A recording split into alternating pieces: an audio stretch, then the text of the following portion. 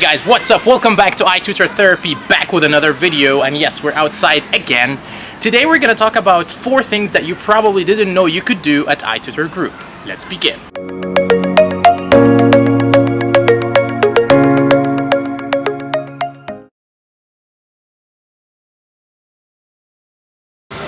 The first thing that you didn't know you probably could do is actually to ask to get switched yourself from the session.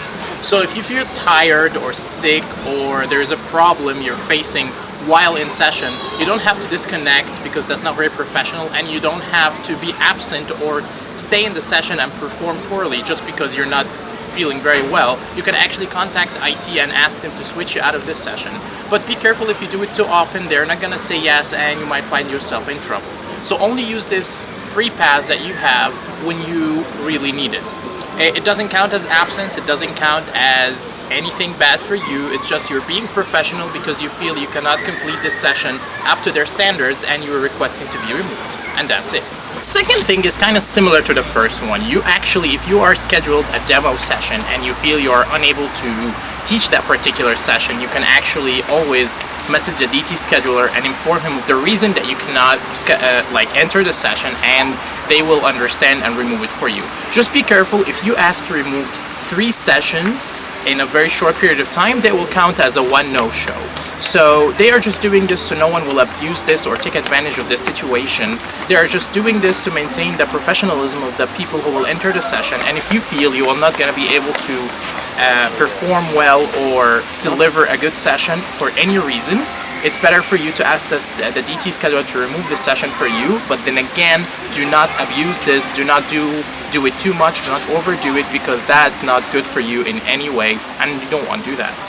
The third thing that you might want to know how to do is actually, if you are unable to enter your session through My Session Page button for whatever reason, it's freezing or it just doesn't want to take you there, you can always contact IT and tell them, provide me with the link to my session, and you can copy and paste that link in a browser and it will take you to your session classroom.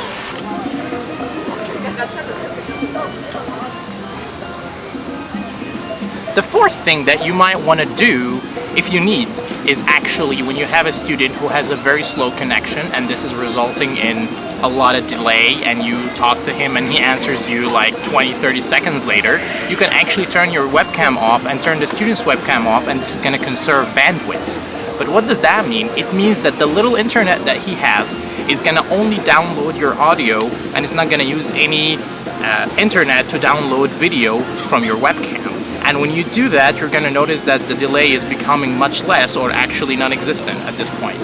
So remember this the next time you're in a session. This also can happen if you contact IT and they do not help you or they don't respond quickly enough, and you want to maintain the quality of the session. This can be a very useful thing you can do, but remember to inform the student that you are doing this because of his low and slow connection.